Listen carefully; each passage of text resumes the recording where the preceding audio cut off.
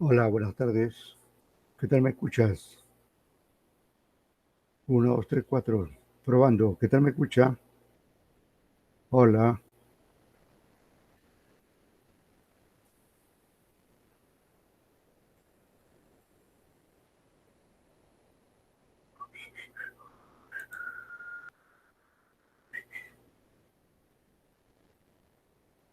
Delgado, ¿qué tal me escuchas? Uno, dos, tres. Hola.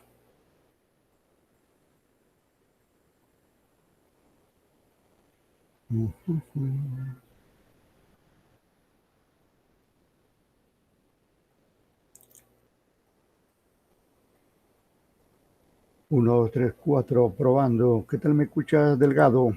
Indira Delgado.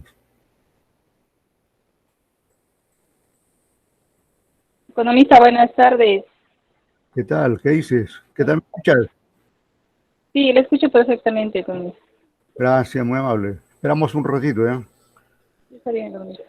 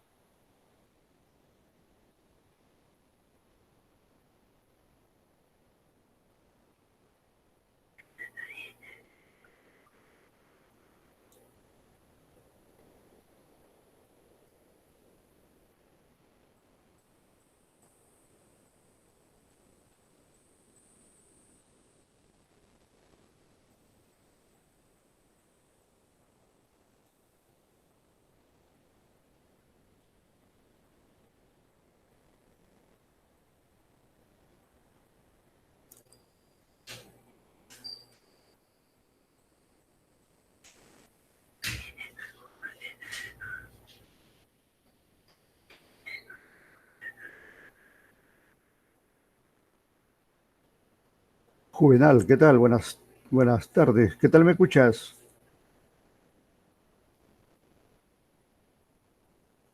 Ujú.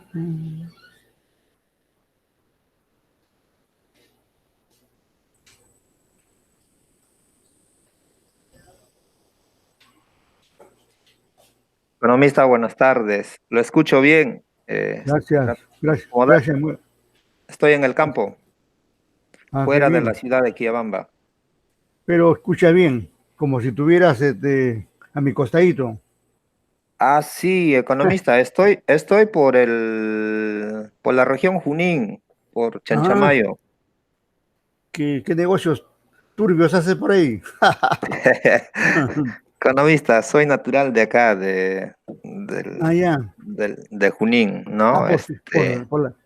por las fiestas te habrás venido Sí, a tu tierra.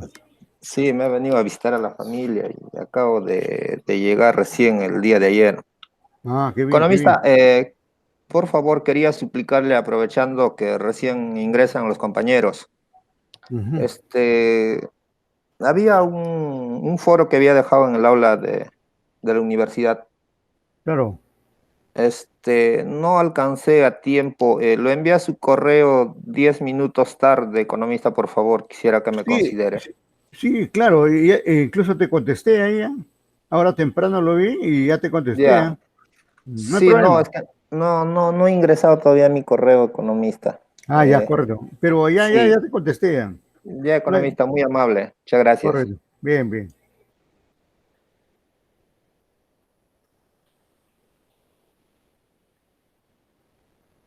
Yuri, ¿qué tal me escuchas?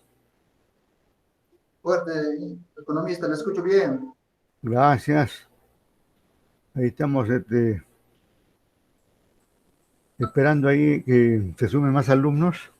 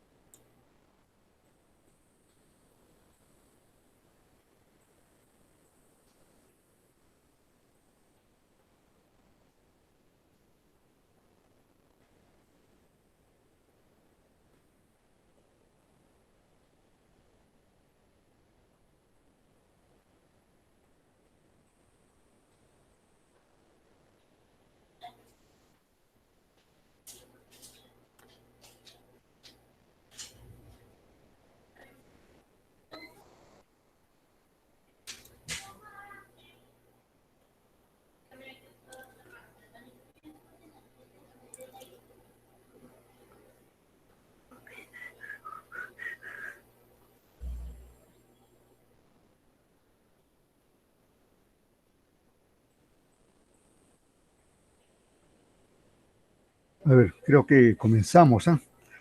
El día de hoy, de acuerdo al sílabo, tenemos el estudio del sistema monetario internacional, ¿no? Lo que precede a este sistema, lo que fue, lo que fue el sistema del 44 al 70 y tantos, y lo que viene, lo que ha venido después. Y para el caso, aparece pues como un punto de relevancia la Segunda Guerra Mundial, ¿no? Porque es a raíz de la Segunda Guerra Mundial que se crea justamente el sistema monetario internacional. Y todos los detalles los iremos viendo. Aquí tenemos un video que nos permite ver pues un resumen, ¿no? Un resumen de la Segunda Guerra Mundial como paso previo a la creación del sistema monetario internacional. Veamos. De la historia de la humanidad, entre 50 y 70 millones de muertos y decenas de países implicados de una u otra forma. Un hecho que cambió el mundo y la historia para siempre. La última gran guerra de Europa. Tras anexionarse varios territorios como Austria-Checoslovaquia, Hitler pone sus ojos en Polonia y exige al gobierno polaco que el corredor de Danzig vuelva a ser alemán. Tras negarse Polonia, Alemania la invade el 1 de septiembre de 1939. Francia, Inglaterra y los demás países de la Commonwealth, como Australia o Canadá, declaran la guerra a Alemania. En un principio, el ejército alemán, la Wehrmacht, no estaba siendo muy efectivo.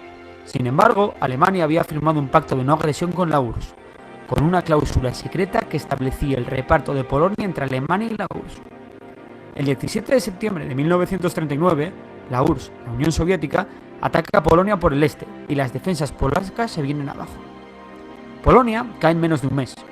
Poco después, la Unión Soviética atacó Finlandia, temerosa de la buena relación entre dicho país y Alemania, de la cual no se fiaba a pesar de su pacto. A pesar de la gran superioridad numérica soviética, de hasta 10-1, el ejército rojo tuvo serios problemas para acabar con el ejército finés, lo que le permitió a Finlandia negociar con la URSS una rendición. Para asegurar la ruta del hierro sueco, Alemania decide invadir Dinamarca, que se rinde sin apenas resistencia. Noruega también es invadida, aunque lucha sin poder resistir el empuje alemán. Noruega sería la base alemana desde la cual atacar el Ártico y el Mar Báltico. El 10 de mayo de 1940, preparándose para atacar Francia, Alemania decide tomar Bélgica y los Países Bajos. Francia estaba defendido al este por una gran línea defensiva impenetrable, la línea Maginot. Sin embargo, Alemania atacó por el bosque de las Ardenas. El ejército aliado fue embolsado en un movimiento de pinza, gracias a una nueva estrategia alemana llamada la Blitzkrieg, la guerra relámpago, que consistía en aprovechar la rapidez y movilidad de los tanques alemanes. Hitler cometió un error fatal al mandar a sus soldados reorganizarse en vez de aniquilar al ejército embolsado que esperaba ser evacuado en las playas de Dunkerque. De esta forma, la mayor parte de los soldados llegaron sanos y salvos a Inglaterra. Tras esta acción, la conquista alemana de Francia fue prácticamente inmediata, y más aún cuando Italia se unió a la guerra del lado de Alemania, atacando a Francia por el sur. Francia se rindió el 22 de junio de 1940. Alemania ocupó el norte de Francia y estableció un régimen títere en el sur, la Francia de Vichy. Tras la caída de Francia le tocaba el turno a Inglaterra. Hitler, envalentonado por la caída de Francia y por la ciega confianza en la Luftwaffe, liderada por Hermann Göring, decidió llevar a cabo una serie de operaciones aéreas contra Inglaterra, acabando con sus aeropuertos, fábricas y puertos, lo que se conocería como la Batalla de Inglaterra, una de las claves de la Segunda Guerra Mundial. Además, Alemania estableció por mar un bloqueo de la isla, con cientos de submarinos apodados U-Boat, que poblaron los mares próximos a Inglaterra. Inglaterra, al borde del colapso, decide hacer un pequeño bombardeo sobre Berlín. El ataque cumple su objetivo, enfurecer a Hitler. Cegado por la ira, Hitler ordena cambiar de táctica y comienza a bombardear ciudades inglesas, consiguiendo paradójicamente salvar a Inglaterra, ya que la aviación inglesa tuvo el tiempo justo para reorganizarse. Tras casi un año luchando prácticamente sola, Inglaterra consigue imponerse en el cielo. Es el primer revés para Alemania en la Segunda Guerra Mundial. En septiembre de 1940, las tropas italianas en Libia atacan Egipto en manos inglesas, pero son derrotadas. Lo mismo ocurre en el intento italiano en conquistar Grecia. Alemania se ve obligada a enviar fuerzas que se conocerán como los Afrika Korps a Libia, a su mando el zorro del desierto, Erwin Rommel. Alemania también invade Yugoslavia y Grecia, países que son completamente conquistados en apenas un mes. Para conseguir los recursos para volver a atacar a Inglaterra, Alemania decide atacar por fin a la URSS. La Operación Barbarroja, como así se llamó el ataque, sería una de las mayores operaciones de la historia y otra de las claves de la Segunda Guerra Mundial. Nada más y nada menos que 3 millones de hombres venidos de Alemania, Italia, Rumanía, Eslovaquia, Hungría, Croacia e incluso España, que aportaría la llamada División Azul. La operación constaba de 3 grupos de ejércitos. El norte conquistaría Leningrado, el del centro Moscú y el del sur Kiev. Tras la batalla de Kiev, el grupo de ejército sur consiguió su objetivo. El norte llegó a Leningrado, pero en vez de conquistarla, Alemania decidió sitiar la ciudad, en el que sería el mayor y más mortífero asedio de la historia. El grupo de ejércitos del centro, tras llegar casi a las puertas de Moscú, fue rechazado con la llegada del invierno a 200 kilómetros de la capital rusa, pues el ejército alemán no contaba con equipos de invierno y la firma de un impacto de no agresión entre Japón y la URSS permitió a Stalin traer sus divisiones siberianas que guardaban el este de la Unión Soviética. Por su parte, Japón sufrió un embargo de petróleo y la exigencia de retirada de sus tropas de China por parte de Estados Unidos e Inglaterra. Pero Japón, desoyendo dichas exigencias, se preparó para la guerra. Japón entraría en la Segunda Guerra Mundial por todo lo alto el 7 de diciembre de 1941, a través de un gran ataque aéreo contra la base americana de Pearl Harbor, que se saldó con un rotundo éxito. El ataque de Pearl Harbor fue precedido por un ataque simultáneo en varios puntos del sudeste asiático, todos ellos saldados con éxito. Hitler, creyendo que la entrada de Japón en la guerra podría ayudarle en el frente ruso, declaró la guerra a Estados Unidos, la cual hizo lo propio con Japón y Alemania. Ahora sí, el conflicto es completamente mundial. En junio de 1942, los japoneses sufrieron un duro golpe en la batalla de Midway, donde 4 de sus portaaviones fueron hundidos por las fuerzas estadounidenses. Asimismo, el 7 de agosto comienza la batalla de Guadalcanal, que duraría 6 meses, y en la que las tropas americanas y australianas vencerían en tierra a las hordas japonesas. Con estas 2 batallas, el bando aliado frenaba definitivamente el avance japonés en el Pacífico. Al fin, una buena noticia para los aliados. Mientras, en Europa, Hitler planea una nueva ofensiva, un gran movimiento de pinza con el grupo de ejércitos sur del frente ruso y los Afrika Korps, con el fin de capturar completamente la región del Cáucaso rica en petróleo. Para ello, el grupo de ejércitos del sur del frente ruso se divide en 2. Una parte atravesará el Cáucaso, mientras otra ataca la gran ciudad que guarda el río Volga, Stalingrado. La batalla de Stalingrado, la más sangrienta de la historia, comienza el 23 de agosto de 1942. Por su parte, los Afrika Korps avanzan por Egipto hacia el Cáucaso, cuando son detenidos por las tropas aliadas en la batalla del Alamein. Esta victoria hace que los aliados, 5 días después, invadan Argelia y Marruecos, abriendo un nuevo frente en África. Los Afrika Korps se ven obligados a retirarse a Túnez. En represalia por la pasividad de las tropas de la Francia de Vichy y para asegurar la costa sur de Francia, Hitler decide invadir el territorio europeo de la Francia de Vichy. En Stalingrado la cosa no pinta mucho mejor para Alemania. La ciudad en ruinas se ha convertido en una auténtica ratonera, en la que no hacen más que morir miles de hombres diariamente. La Wehrmacht controla el 90% de la ciudad, pero Zhukov, un gran general soviético, prepara un movimiento de pinzas, aparado en un ejército que ha reunido en secreto y que logra sitiar al ejército alemán. En total, cerca de 600.000 alemanes son cercados, y Paulus, su general, se rinde el 3 de febrero de 1943. Alemania tiene que pasar a la defensiva y retirar sus tropas del Cáucaso. El 13 de mayo de 1943, los aliados entran en Túnez, haciendo 250.000 prisioneros italianos y alemanes, dejando África limpia de fuerzas del eje. Mientras tanto, en el verano de 1943, los alemanes han restablecido el frente ruso y planean una gran contraofensiva con un objetivo: Kursk. Comienza así la batalla de Kursk, la más grande de tanques de la historia, en la que se da un empate técnico y un gran baño de sangre. Acto seguido, los aliados desembarcan en Sicilia, tomándola en apenas un mes. El régimen de Mussolini se colapsa y este es arrestado. Más tarde será ahorcado. Tras el derrumbe de Italia, Hitler da por terminada la batalla de Kursk y decide invadir a sus aliados italianos para asegurar la defensa de la península. Para ello, prepara la línea Gustav. La línea Gustav resiste impecable, pero una acción de las tropas francesas libres permite a los aliados romper la línea en la batalla de Monte Cassino. En enero de 1944, por fin las fuerzas del Ejército Rojo, que habían reanudado su avance tras la batalla de Kursk, levantaron el sitio de Leningrado e iniciaron un avance lento pero imparable hacia Berlín. Para acelerar el fin de la guerra y quitar presión a la Unión Soviética, los aliados deciden llevar a cabo el desembarco de Normandía, que se saltó con un rotundo éxito y que desbordó las defensas alemanas con la apertura de un nuevo frente en el oeste. Francia pronto fue liberada de la presencia nazi, siendo París liberada por los españoles republicanos de la 9. Poco después, la Unión Soviética lanzó la Operación Bagration, con 2,5 millones de hombres, con el fin de liberar Bielorrusia. Alemania lanzó en diciembre de 1944 una última y desesperada ofensiva, con el objetivo de tomar Amberes en una batalla que se conocería como la Batalla de las Ardenas, y en la que los alemanes son derrotados. En el este, Varsovia fue liberada el 17 de enero, y el Ejército Rojo avanzó imparable hacia Berlín. Durante el avance aliado comenzaron a aflorar la red de campos de exterminio nazis que se cobraron la vida de 6 millones de prisioneros, la mayor parte de ellos de origen judío. Estados Unidos también avanzaba poco a poco por el Océano Pacífico hacia Japón. El 26 de marzo de 1945, Estados Unidos toma por completo la isla de Iwo Jima tras la sangrienta batalla de Iwo Jima. Berlín, defendida por niños, mujeres, veteranos de la Primera Guerra Mundial y miembros fanáticos de las SS, caen ante el empuje soviético.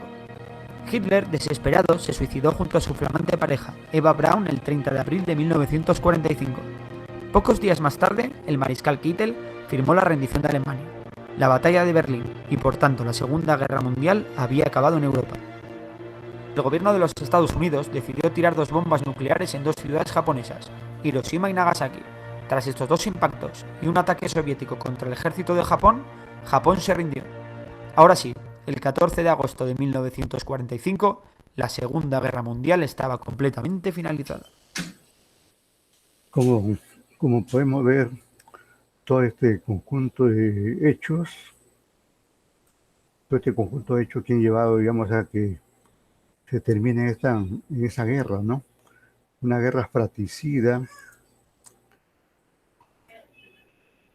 donde el centro... Unos pocos miles de hombres dominaron el mundo durante más de un siglo. La mejor... Decía que tuvo que pasar todo este escenario de guerra, de un país contra otro, de todos contra Alemania y todo ese escenario bélico, ¿no? Para que justamente con los aliados que se menciona más tarde, o ahí nomás, porque ya está hablando ahí del año 45, ¿no? Ahí nomás se formalice el Fondo Monetario Internacional, ¿no? Y, y con eso, digamos, van haciendo un sistema monetario a nivel mundial. Ahora, veamos más, ya entrando más en tema sobre el sistema monetario.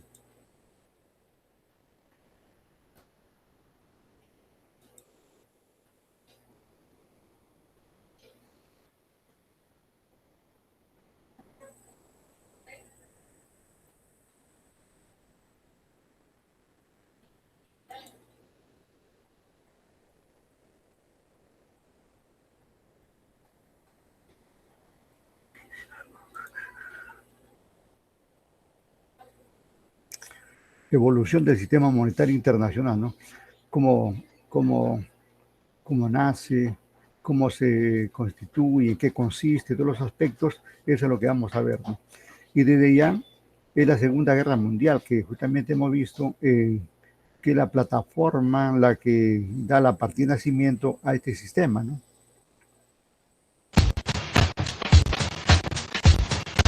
Hola, ¿qué tal? Muy buenas tardes. Estamos transmitiendo directamente desde NeoRacial Records. Déjenme platicarles que tendremos una invitada directamente del TEC, que nos hablará de la evolución del sistema monetario internacional. Sean bienvenidos. Bueno, estamos aquí comenzando, estamos ya aquí en la mesa con mi invitada. Muy buenas tardes. Muy buenas tardes. Buenas tardes. Fíjate que es un tema bastante interesante, pero realmente mucha gente lo desconoce. ¿Usted me podría decir qué es el sistema monetario internacional? Pues claro que sí. En términos sencillos, es un conjunto de instituciones públicas y privadas que tienen como objetivo determinar los tipos de cambio entre las monedas de diferentes países, hacer los ajustes necesarios en sus balanzas de pagos y adecuar los flujos de comercio internacional. Muy bien, muy interesante. Me parece bastante interesante, pero yo creo que a mucha gente le interesaría escuchar si realmente esto ha tenido una evolución, un cambio o ha sido continuo. Efectivamente, se ha tenido que adecuar conforme ha evolucionado la economía mundial. Esta evolución se puede dividir en 4 etapas. La primera sería el patrón oro, en donde sus principales características es que existe un comercio relativamente libre y Londres se sitúa como la capital económica mundial. También la moneda se establecía en términos de oro. Muy bien, perfecto. Esto ya creo que tiene ya bastante tiempo, ¿no? Todo tiene un origen, supongo yo. ¿Me podrías decir cuál es ese origen? Sí, así es, desde muchísimo antes de la historia, desde la prehistoria, desde que el comercio surgió en la civilización. ¿Cómo se daba este tipo de intercambio? Por semillas, por trueque, por otros sistemas. Pero cuando el oro se utilizó legalmente fue en 1819, cuando el Parlamento británico aprobó la Resumption Act. Con esta se dio el primer paso hacia un verdadero patrón oro. ¿Por qué? Porque esta abolía las restricciones que se habían mantenido durante largo tiempo sobre la exportación de monedas de oro y lingotes desde la Gran Bretaña.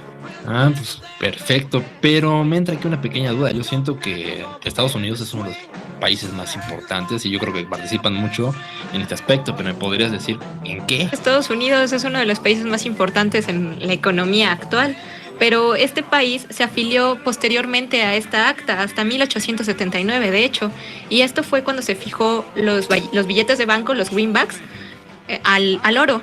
Posteriormente, en 1900, se institucionalizó los vínculos entre el dólar y el oro, y así fue cuando Estados Unidos entró a este patrón.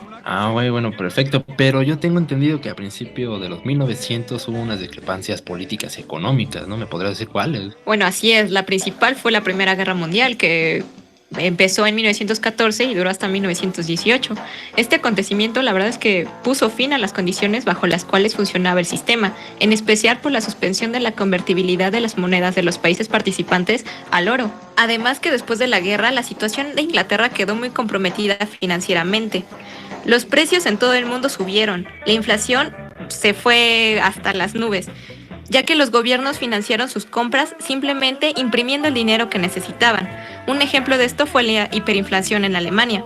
El resultado de todo ello fue un fuerte aumento en las ofertas monetarias y en los niveles de precios. Es una lástima, la verdad, que se haya detenido. Esa última parte podemos ver, digamos que dado el escenario bélico, los países necesitaban dinero, ¿no? Y como acaba de indicar que emitían así, sin control y luego, digamos, se origina ese fenómeno pues, económico como es la inflación, ¿no? Que hay mucha masa monetaria frente, digamos, al respaldo económico que tiene cada país, ¿no? Entonces, estos hechos históricos van tomando cuerpo y tienen una incidencia, ¿no? Una incidencia no solo en lo político, sino especialmente en lo económico y financiero, ¿no? Vamos a repetir esa última partecita. Las condiciones bajo las cuales funcionaba el sistema, en especial por la suspensión de la convertibilidad de las monedas de los países participantes al oro. Además que después de la guerra, la situación de Inglaterra quedó muy comprometida financieramente. Los precios en todo el mundo subieron, la inflación se fue hasta las nubes, ya que los gobiernos financiaron sus compras simplemente imprimiendo el dinero que necesitaban. Un ejemplo de esto fue la hiperinflación en Alemania.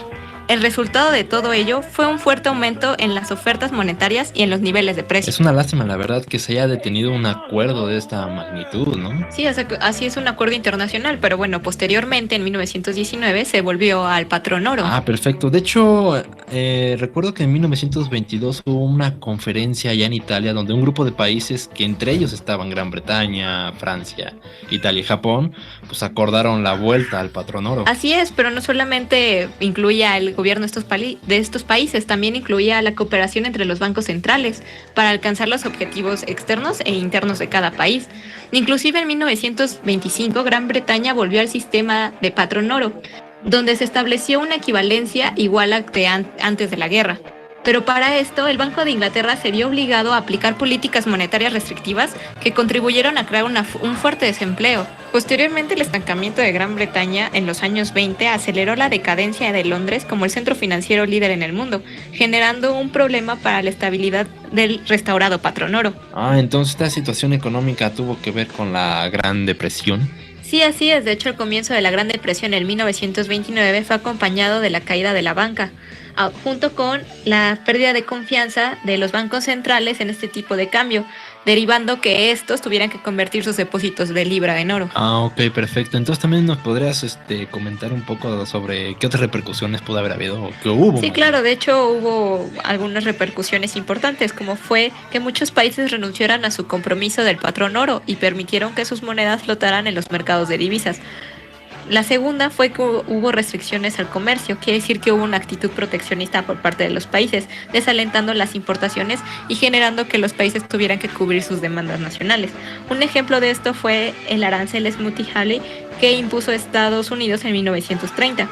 Como respuesta a este arancel, los demás países establecieron medidas comerciales restrictivas y generaron acuerdos preferenciales que solamente incluían a grupos de países. Ah, perfecto. Pero hay muchos efectos en la economía en razón de estos eventos, ¿no? Cualquier evento, digamos, que tenga que ver con el dinero, y en este caso con el patrón oro, tiene efectos en la economía, como se ha mencionado, ¿no? Vamos a reiterar esa partecita para que quede bien sentado eso. económica tuvo que ver con la Gran Depresión. Sí, así es. De hecho, el comienzo de la Gran Depresión en 1929 fue acompañado de la caída de la banca, junto con la pérdida de confianza de los bancos centrales en este tipo de cambio, derivando que estos tuvieran que convertir sus depósitos de libra en oro. Ah, ok, perfecto. Entonces también nos podrías comentar un poco sobre qué repercusiones pudo haber habido o que hubo. Sí, claro. De hecho, hubo algunas repercusiones importantes, como fue que muchos países renunciaran a su compromiso del patrón oro y permitieron que sus monedas flotaran en los mercados de divisas. La segunda fue que hubo restricciones al comercio, quiere decir que hubo una actitud proteccionista por parte de los países, desalentando las importaciones y generando que los países tuvieran que cubrir sus demandas nacionales. Un ejemplo de esto fue el arancel Smoot-Hawley que impuso Estados Unidos en 1930. Como respuesta a este arancel, los demás países establecieron medidas comerciales restrictivas y generaron acuerdos preferenciales que solamente incluían a grupos de países. Ah, perfecto, perfecto. Pero aquí pues, surge una pequeña duda, ¿no? Entiendo que aquí en América Latina hemos estado un poquito más atrasados al respecto, pero ¿qué hay de América Latina? Bueno, con respecto a América Latina, los mercados de exportación fueron muy afectados, es más, casi desaparecieron debido a estas medidas proteccionistas de los demás países. Y esto siguió durante varios años hasta que llegó. Podemos escuchar que ahí hace referencia a la restricción, ¿no? La restricción de importaciones, especialmente de países europeos, ¿no? Si los europeos y otros países restringen las importaciones, eso tiene un efecto, ¿no? Un efecto en el comercio internacional, ¿no?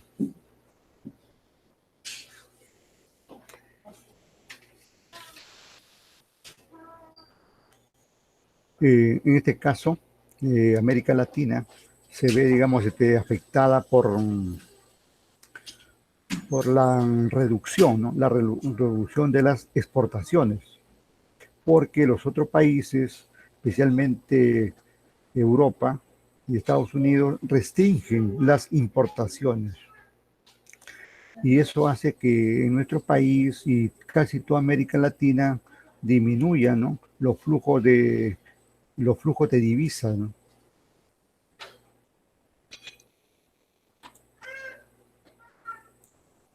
Llegó la Segunda Guerra Mundial. Ok, entonces durante la Segunda Guerra Mundial también...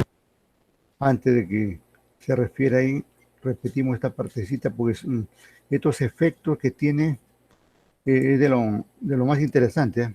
Duda, ¿no? Entiendo que aquí en América Latina hemos estado un poquito más atrasados al respecto, pero ¿qué hay de América Latina? Bueno, con respecto a América Latina, los mercados de exportación fueron muy afectados, es más, casi desaparecieron debido a estas medidas proteccionistas de los demás países. Y esto siguió durante varios años hasta que llegó la Segunda Guerra Mundial. Ok, entonces durante la Segunda Guerra Mundial también hubo una suspensión al patrón oro, al igual que en la Primera Guerra Sí, Mundial. así es. Bueno, hasta el final de la Segunda Guerra Mundial, que fue en 1944 aproximadamente, se crea la segunda etapa o inicia la segunda etapa de la evolución del sistema monetario internacional, la cual es denominada el sistema de Bretton Woods, porque fue firmado en Bretton Woods, New Hampshire, Estados Unidos. Bueno, con esto se crea dos instituciones internacionales, las cuales fueron el Fondo Monetario Internacional y el Banco de Reconstrucción y Fomento, lo que es hoy el Banco Mundial. Bueno, la preocupación de las naciones era diseñar un sistema monetario internacional que promoviera el empleo y la estabilidad de los países y también que fomentara el equilibrio económico de estos, sin restringir el comercio internacional. Ok, entonces, ¿en qué consiste esto? Antes de que entre ya en tema, es bien interesante escuchar estos precedentes, ¿no? Etapa o inicia la segunda etapa de la evolución del sistema monetario internacional, la cual es denominada el sistema de Bretton Woods, porque fue firmado en Bretton Woods, New Hampshire, Estados Unidos. Bueno, con esto se crea dos instituciones internacionales, las cuales fueron el Fondo Monetario Internacional y el Banco de Reconstrucción y Fomento, lo que es hoy el Banco Mundial. Bueno, Aparecen, pues, a raíz de estas situaciones que se ha venido comentando, aparecen estos organismos multilaterales, como se le llama, ¿no? El Fondo Monetario Internacional, primero el Banco de Reconstrucción y Desarrollo, y que luego pasa a formar parte o cambia de nombre como Banco Mundial, ¿no? Y escuchemos para qué fueron creados especialmente estos organismos. Incluso en la web de estos organismos encontramos, pues, cuál es la misión que tienen estos, ¿no? Pero eso no es el asunto. El asunto es que muchas veces no se cumple nada o casi nada de ese propósito que tuvieron estas entidades al crearse, ¿no? Porque se han convertido, digamos, en los últimos tiempos como organismos casi dependientes del gran imperio como es Estados Unidos, ¿no? Y desde ahí, digamos, fijan las políticas de los gobiernos. y el país, digamos, que no se enlaza, no se une a eso, termina, digamos, ahorcándolo, ahogándolo, ¿no?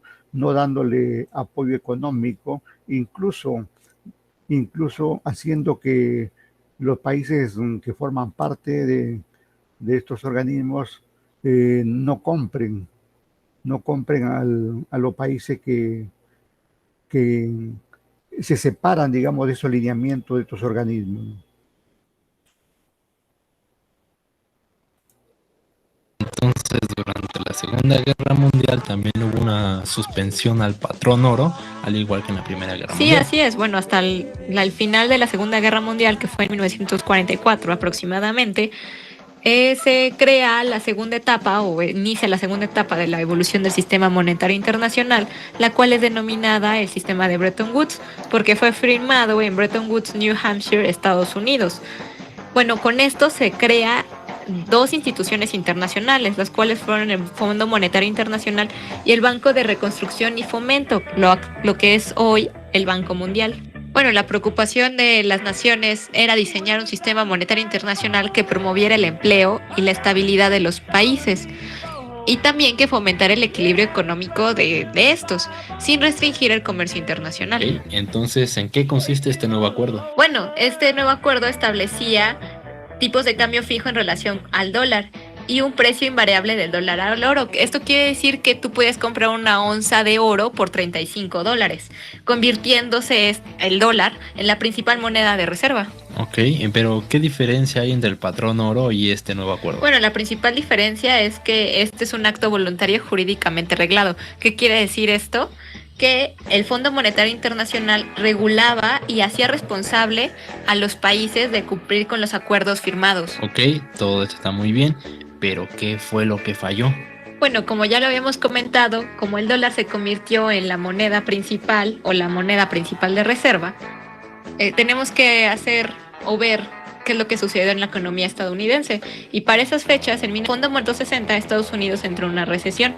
Esto generó un temor a que el dólar fuera devaluado y generó que los bancos centrales cambiaran sus dólares por oro. Además de que la salida de capital de Estados Unidos generó un gran temor en el gobierno de este país, ya que todo este dinero se iba a las reservas extranjeras, por lo que en 1963 el gobierno impuso un impuesto a las importaciones. Bueno, ¿y cuándo fue que colapsó? Bueno, la verdad es que este colapso fue paulatino. En 1967 y principios del 68, los especuladores privados empezaron a comprar oro anticipándose a los aumentos de su precio en dólares. Estos especuladores tenían dos teorías o dos razones por las cuales comprar o cambiar sus dólares a oro. La primera fue que en Inglaterra se devaluó la libra en 1967 y la segunda es que en Estados Unidos hubo una brusca expansión monetaria y se generó un crecimiento de la inflación. Esta venta masiva de oro por parte de la Reserva Federal de Estados Unidos y la de los bancos centrales europeos generó la creación de un mercado de oro a dos niveles. Esto quiere decir uno privado y otro oficial. El primero, el precio del oro podía fluctuar y en el segundo el precio del oficial del oro quedaba en $35 la onza. Posteriormente, en 1968, el aumento de los impuestos empujó a la economía estadounidense a una recesión en 1970, lo que generó que aumentara la inflación, el desempleo fue muy alto y aumentarán los precios. Entonces, ¿estos indicadores a qué nos llevaban? Bueno, la verdad es que era un síntoma de una inminente depreciación del dólar. Posteriormente, el presidente Nixon en 1971 apoyó la decisión de devaluar el dólar y implementar algunas políticas, como las que serían de no vender oro a los bancos extranjeros, imponer impuestos del 10% sobre las importaciones hasta que los demás países europeos no revaluaran sus monedas a comparación del dólar, además de tomar medidas de estabilización interna como la congelación de precios y los salarios con el objetivo de reducir la inflación. Finalmente, en 1971, el dólar fue devaluado en un 8% frente a las monedas extranjeras y fue suprimido el impuesto anteriormente dicho. Pero con esta devaluación del dólar, ¿cómo quedó el tipo de cambio? Bueno, el precio del oro subió en $38 la onza.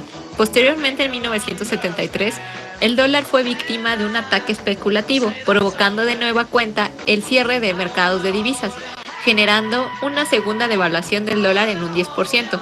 Aún con esta devaluación, los ataques especulativos generaron que la mayoría de las divisas europeas y del yen japonés flotaran alrededor del dólar. Esto marcó el fin de los tipos de cambio fijo y comenzó la tercera etapa del sistema monetario internacional, los tipos de cambio flexibles. ¿Y en qué consiste esta flexibilidad? Bueno, principalmente dejaba que las monedas fluctuaran libremente y los mercados eran los que determinaban su valor. Asimismo, rara vez era posible que los gobiernos pudieran intervenir en un tipo de cambio. Además, es importante mencionar que en esta época el precio del petróleo había aumentado drásticamente, favoreciendo al dólar, ya que este combustible se pagaba en esta moneda, aumentando la demanda de dólares. Asimismo, las reservas en oro del Fondo Monetario Internacional fueron regresadas a los países miembros en un 50% y lo demás fue vendido. Posteriormente, durante este periodo se formaron bloques económicos que globalizaban los tipos de cambio entre ellos. El ejemplo principal es la Unión Europea, logrando una moneda única, el euro. Con esta moneda y con estas nuevas políticas se generaron uniones monetarias y externas comunes, así como la creación de un Banco Central Europeo en 1999. Muy bien, ok, pero me está llegando aquí una pregunta a la mesa que se me hace algo importante. La pregunta es, ¿qué proyecciones se tienen para el sistema monetario internacional en el futuro? Bueno, esta es una pregunta muy... Ahí atentos ahí, unas proyecciones. Lo anterior es historia, ¿no? Pero ¿qué efectos tendrá qué hechos se podrían dar en el futuro, ¿no? Importante, y tenemos que mencionar que ya en la actualidad estamos en la cuarta etapa de la evolución del sistema monetario internacional, donde la globalización ya está a su máxima expresión.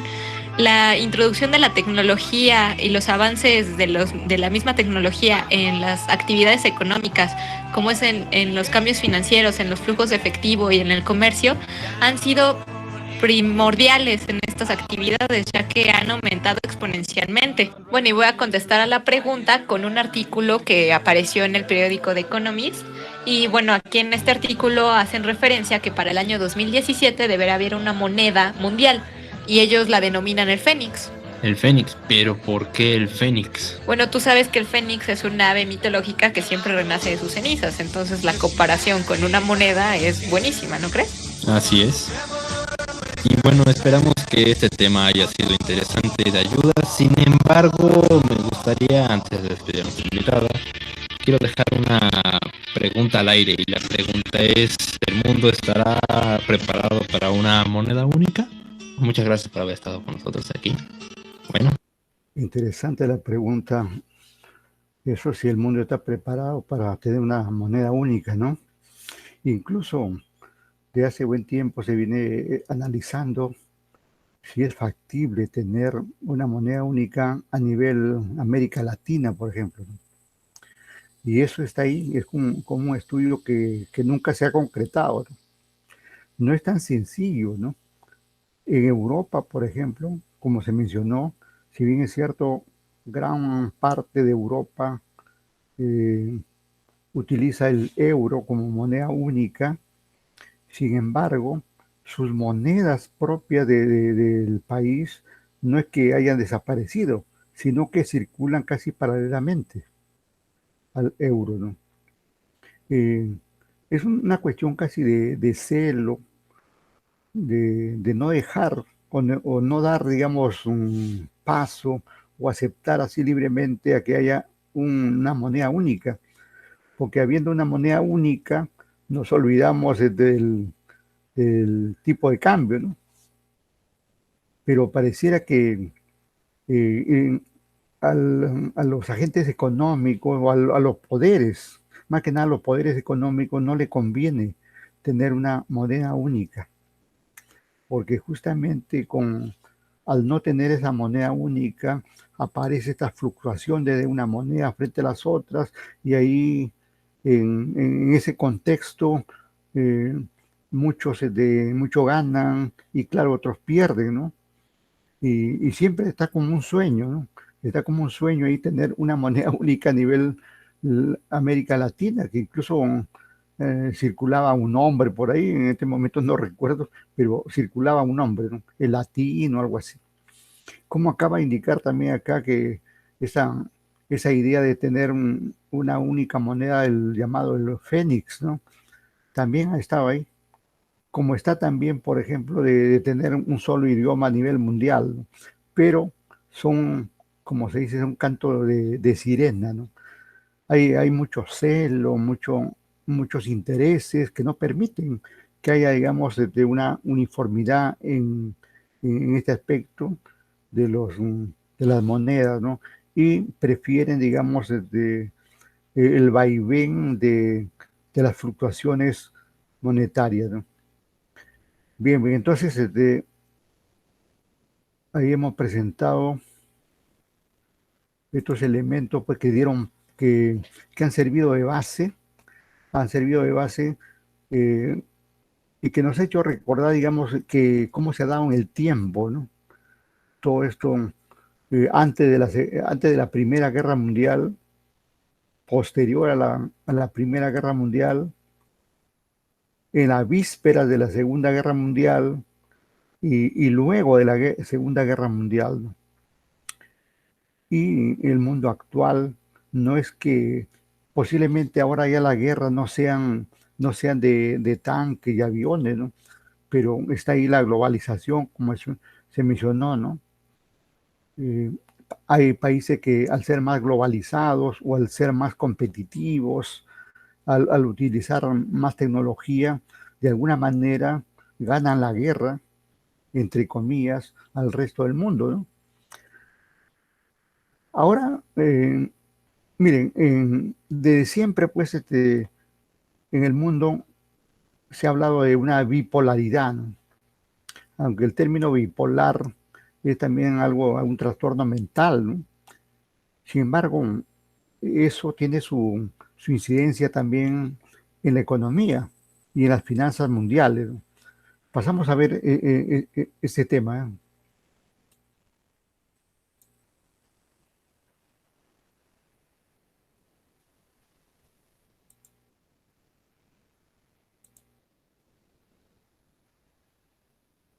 A un ratito está cargando. Ya.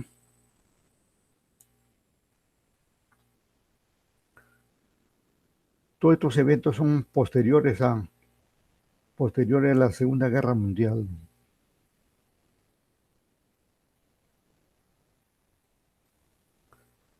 Orden mundial de posguerra, ¿no? El mundo bipolar. Aunque esto, digamos, ha durado hasta el año 2000 más o menos, ¿no? De ahí a esta parte ya tenemos una multipolaridad, ¿no? Porque hay países, que han aparecido con gran fuerza, ¿no? Este mundo bipolar habla del poder de Estados Unidos y el poder de Rusia, ¿no? Pero ahora tenemos a la China, ¿no? Tenemos a ese grupo de países, las BRICS, y así, digamos, encontramos que ya de bipolar se pasa a cuadro bipolar, ¿no? A cuadripolar, ¿no? Lo que le da otro orden, ¿no? Otro orden al manejo de las finanzas en el marco de la economía mundial, ¿no?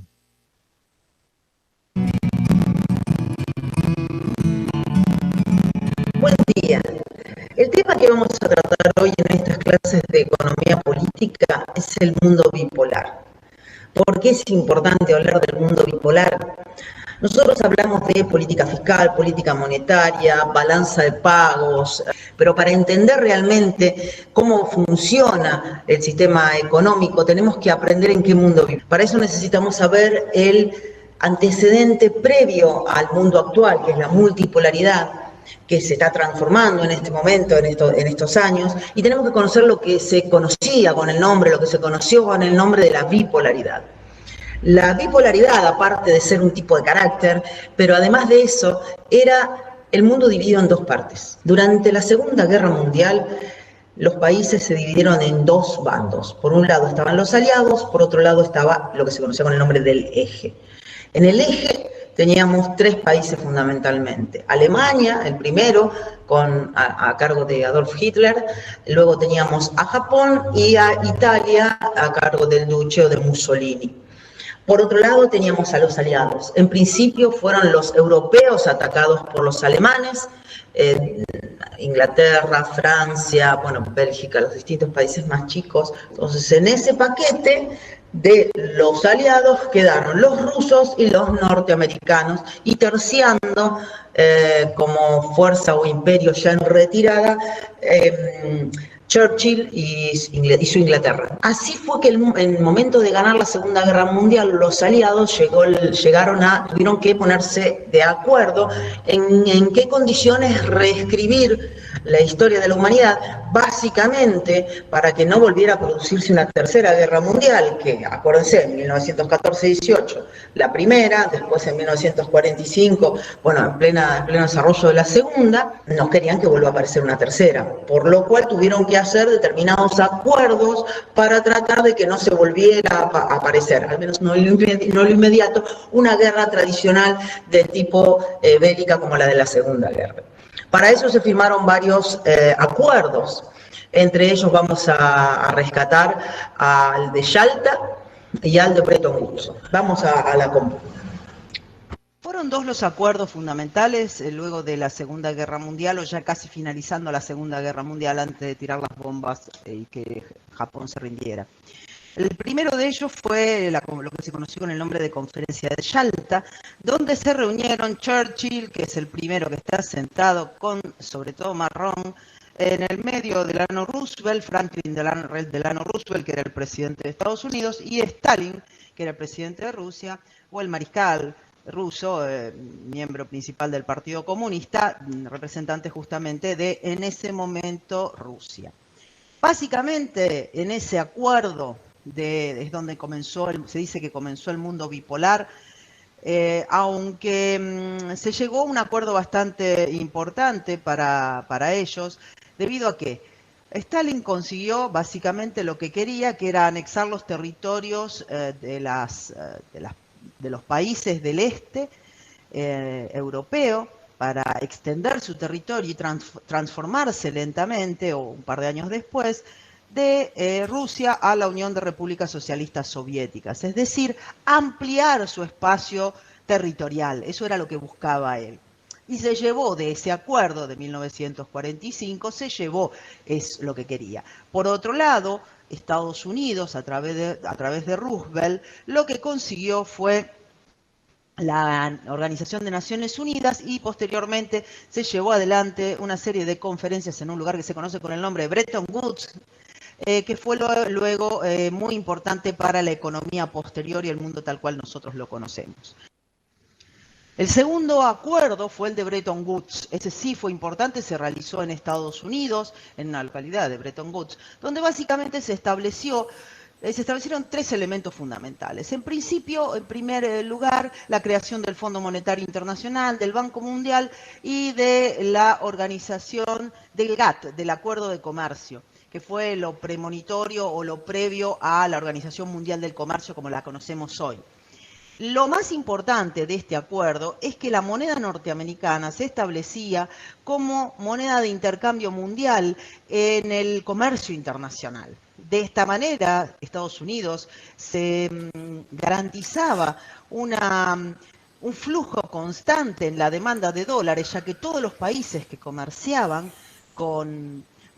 entre ellos tenían que utilizar el dólar como moneda de cambio. Como Estados Unidos era la economía más fuerte, se comprometió a mantener lo que se conoce con el nombre de patrón oro, que era básicamente una relación que existía entre la cantidad de dólares emitidos, billete, con las onzas de oro, la cantidad de oro que había en la Reserva Federal, en la Fed. Esa relación era de una onza. Anoten esas siglas, FED, F-E-D, FED, que es el sinónimo del Banco Central de Reserva. Acá nosotros el Banco Central de Reserva, en Estados Unidos la FED, ¿no? Tiene mucha incidencia en la economía mundial, todo lo que hace la FED. La creación del Fondo Monetario Internacional, del Banco Mundial y de la organización del GATT, del Acuerdo de Comercio, que fue lo premonitorio o lo previo a la Organización Mundial del Comercio como la conocemos. Está muy bien. Aquí en la parte inferior derecha, ¿no? Dice el GATT. Es la sigla de cómo se llamaba la Organización de Comercio que es ahora. La OMC es la Organización Mundial de Comercio actualmente, ¿no? Y este GATT es un ente previo, ¿no? Y ambos, en su momento, y especialmente actualmente la OMC, es la que administra, la que administra, gestiona y ve, digamos, por el comercio mundial, ¿no? Y tanto sobre el GATT como sobre la OMC hay comentarios, digamos, positivos en gran parte, pero también negativos, ¿no? Por cuanto estos organismos son preponderantemente de orden capitalista, ¿no? Y como tales le hacen la vida imposible o no le facilitan, digamos, el comercio a los países que son de otra órbita. Quiero decir, de la órbita socialista, por ejemplo. Si es un organismo mundial, debería, digamos, servir para todos, sin distinción de las políticas internas que pueda tener, ¿no? Pero no es tanto así, no es tanto así, ¿no? Estos organismos son organismos que favorecen a los países que siguen los lineamientos políticos capitalistas, ¿no? Y dejan de lado e incluso avasallan a los países que son de modelos diferentes al capitalista, ¿no? Hoy. Lo más importante de este acuerdo es que la moneda norteamericana se establecía como moneda de intercambio mundial en el comercio internacional. De esta manera, Estados Unidos se garantizaba un flujo constante en la demanda de dólares, ya que todos los países que comerciaban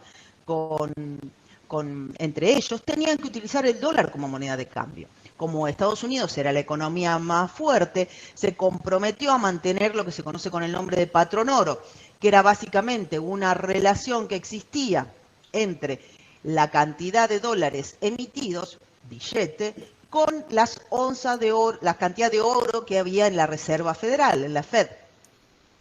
Esa relación era de una onza de oro cada 35 dólares emitidos. Eso fue, además, Estados Unidos concedió lo que se conoce con el nombre de Plan Marshall, ¿no?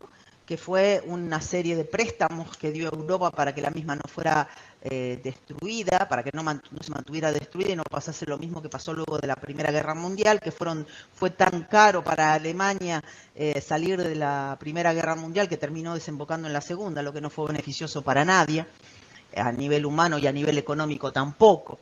Ese acuerdo fue entre 44 países miembros, aunque tengo que aclarar que en un momento los rusos, cuando se establece el dólar como moneda fuerte, se dan cuenta que ahí hay algo que no les convenía, ¿no? Obviamente, y se retiran de la conversación, no entran en este acuerdo, aunque terminan también, si querían comerciar, tenían que comerciar a través de esta moneda.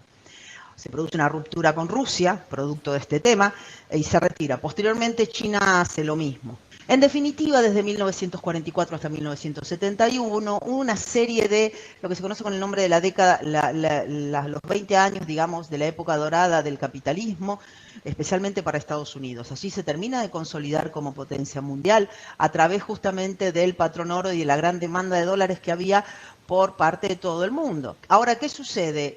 Mientras tanto, Estados Unidos fue produciendo durante un periodo determinado un gran déficit fiscal. ¿Cómo se financiaba? A través de la emisión monetaria, ¿sí? Pero con una pequeña diferencia. Eran el país más importante del mundo, el más armado del mundo, y empezaron a emitir dinero. Y ya empezaron ese dólar como moneda de intercambio internacional, del comercio internacional, empieza ya a entrar en dudas, ¿no? O sea, lentamente para fines de 1969, para fines de la década del 60, ya empieza a entrar en dudas, ya hay países que entran a dudar si realmente existía la cantidad de oro en la Reserva Federal comparado con la cantidad de emisión monetaria. Además miraban el déficit fiscal de Estados Unidos y obviamente eso no les terminaba de cerrar. Y como nada es para siempre, llega un momento que todo se termina. Aparece como principal opositor Charles de Gaulle, que había sido también miembro importante de la resistencia durante la Segunda Guerra Mundial, pero ya como presidente empezó a dudar de la veracidad de la tenencia de dólares por parte de Estados Unidos, de la Reserva Federal, y empezó a decirle, bueno, mantener una relación de 35 dólares por onza de oro, bueno, yo te doy dólares y vos dame el oro. Y así, lentamente otros países lo fueron imitando y una serie de países empezaron a entregarle a Estados Unidos los billetes impresos por ellos y pedían a cambio el tema del oro. ¿Qué le pasa? ¿Qué sucede después de esto?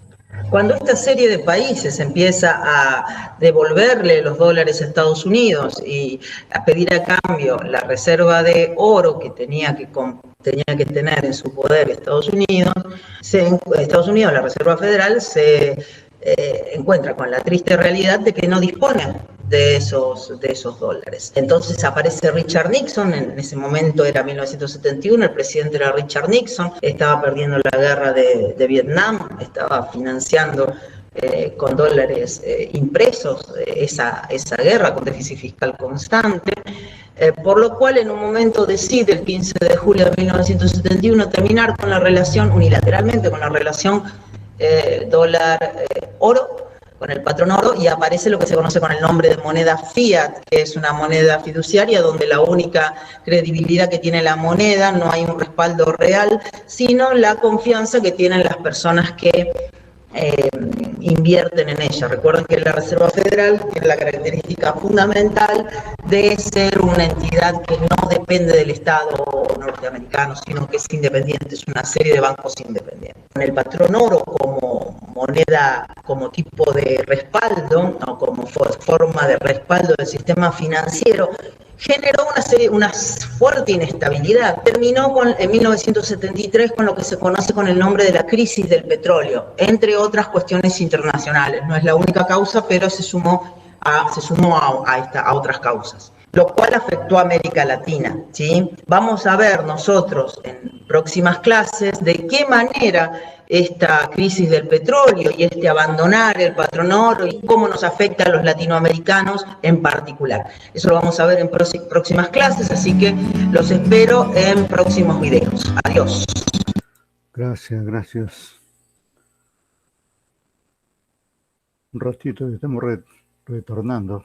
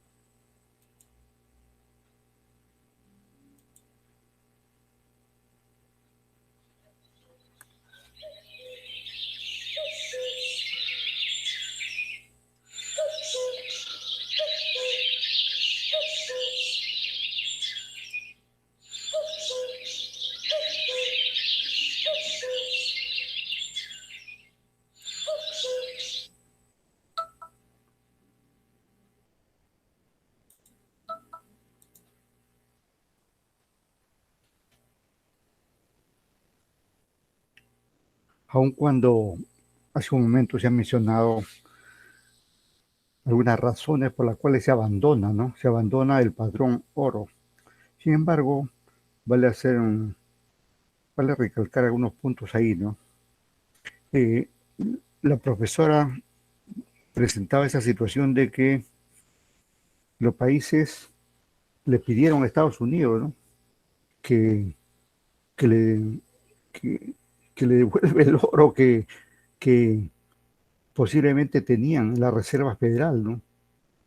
Y se dan cuenta que ese oro no existía, ¿no? Gran parte de las grandes cuestiones económicas, financieras, pasan por esa situación, ¿no? Donde solamente existe, digamos, en el papel algo, o existe en la contabilidad algo, pero luego en la realidad no se encuentran. Es como, por ejemplo, en las empresas hay un estado financiero que se llama el estado de resultados, ¿no? Y ahí, por ejemplo, la empresa aparece teniendo utilidad y pareciera que la utilidad es alta o no pareciera, sino que es en el papel, en la contabilidad, está, digamos, como alta. Pero el accionista, que es el que aporta, dice, aquí hay utilidad, yo quiero que me devuelvan en dividendos correspondientes. Y cuando lo convocan y la gerencia dice, mire, esa utilidad es de papel. Acá en las arcas fiscales, en las arcas de la entidad, no existe, no hay liquidez. Un tanto así funciona esto, ¿no? Como dicen, una cosa es con guitarra y otra con cajón.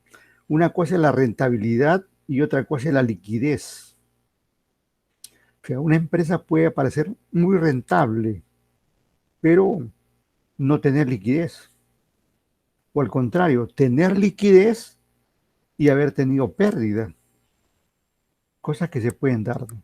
Aun cuando lo ideal sería, digamos, que un ente tenga rentabilidad y tenga liquidez. Eso sería lo lógico, ¿no? Pero lo lógico o lo que uno desea, ¿no? Pero a veces no sucede, ¿no? Como este caso, ¿no? Donde, donde los países pensaban que tenían las reservas que habían adquirido, que estaban ahí guardados en barras de oro, y cuando eso no existía, ¿no? Son cosas que pasan en la economía, ¿no? Veamos entonces este punto, ¿por qué? ¿Por qué se abandonó el patrón oro?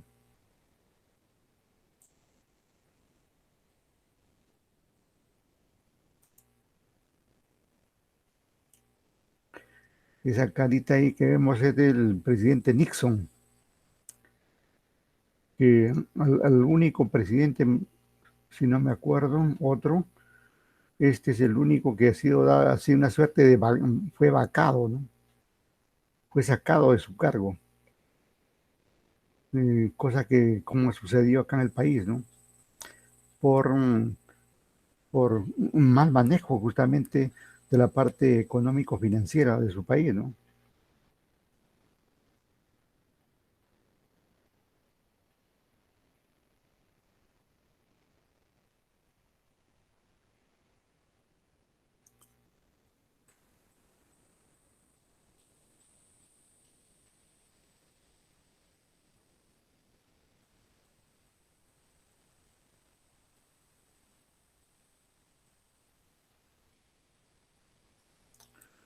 Este acuerdo de Bretton Woods sucede en plena guerra mundial, porque la guerra termina, digamos, el año siguiente, 45.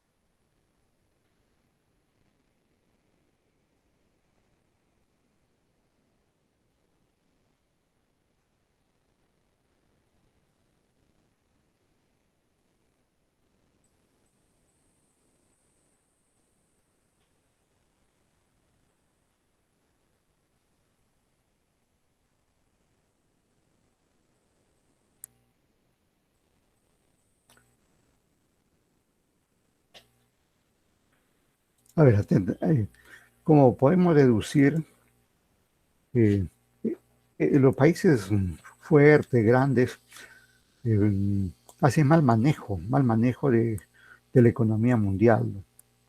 Y ya cuando se ven ahorcados, inventan algo, ¿no? Como este caso, ¿no? Que se menciona, ¿no? No había respaldo en oro. En primer lugar, digamos, Estados Unidos decía que todo estaba respaldado en oro y que ese oro estaba ahí en la Fed. Pero cuando los países comienzan a pedir su oro, encuentra que no existe ese oro.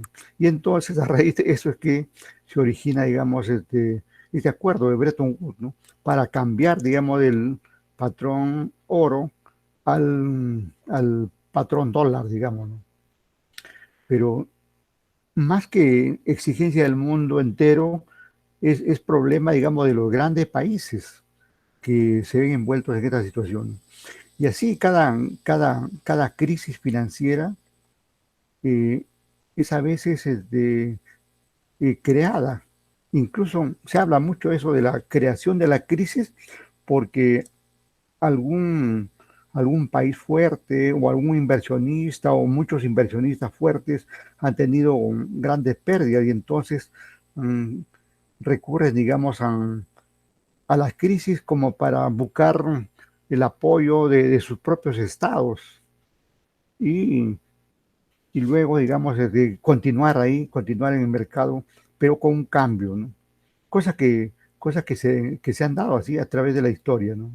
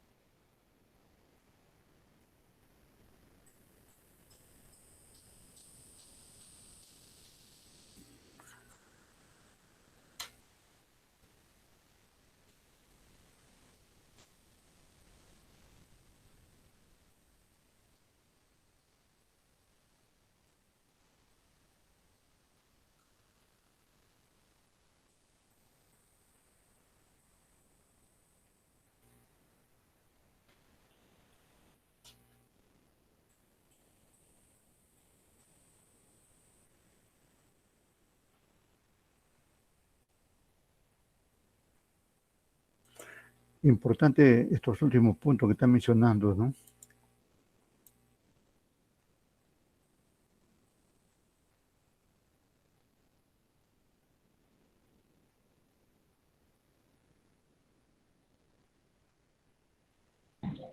Economista, no se escucha nada. ¿Cómo? No se logra escuchar nada. Ah, No se escucha ni se visualiza, economista. algo ha pasado. Algo ha pasado. Un ratito. Ayer, ¿cuándo fue? Con otro grupo también estuvimos con esa situación. El Meet, se relaja el Meet.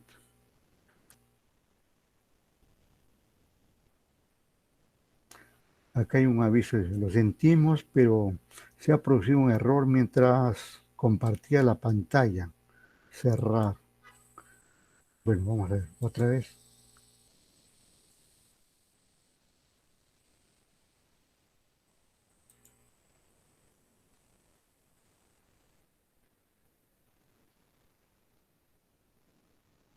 El Congreso de los Estados Unidos decretó el fin de la necesidad de que los dólares estuvieran respaldados por oro. Así se acercaba a su fin siglos de divisas respaldadas por un metal que daría paso al sistema que hoy conocemos. ¿Ahí se está escuchando? Sí, economista. Claro, gracias, gracias. Antes de que terminara la Segunda Guerra Mundial, en julio de 1944, los países aliados se reunieron en Bretton Woods, Estados Unidos, para establecer un nuevo orden monetario y financiero mundial que permitiría un sano periodo de recuperación. Como consecuencia de los acuerdos alcanzados, nacieron el Fondo Monetario Internacional y el Banco Internacional de Reconstrucción y Desarrollo, que hoy forma parte del Banco Mundial. Además, se hizo uno de los cambios más importantes al patrón oro. ¿Qué es el patrón oro? Este sistema monetario tiene como característica que el valor de una divisa está respaldada por cierta cantidad de metal. Incluso los billetes decían que el titular del papel podría exigir la conversión por el valor nominal del mismo por monedas o lingotes de oro. Con la aprobación de los acuerdos de Bretton Woods, las monedas del mundo dejaban de tener convertibilidad al oro y se fijó el tipo de cambio con respecto al dólar, y la divisa estadounidense sería la respaldada por el metal precioso. El tipo de cambio se estableció en una onza por $35. Así los demás países podían intercambiar sus dólares por oro, y viceversa. La mayoría de las transacciones internacionales empezaron a denominarse en dólares. Tras el fin de la guerra, los países en Europa estaban muy endeudados, por lo que buena parte de sus reservas de oro fueron cambiadas por dólares, lo que ayudó a afianzar la supremacía de Estados Unidos.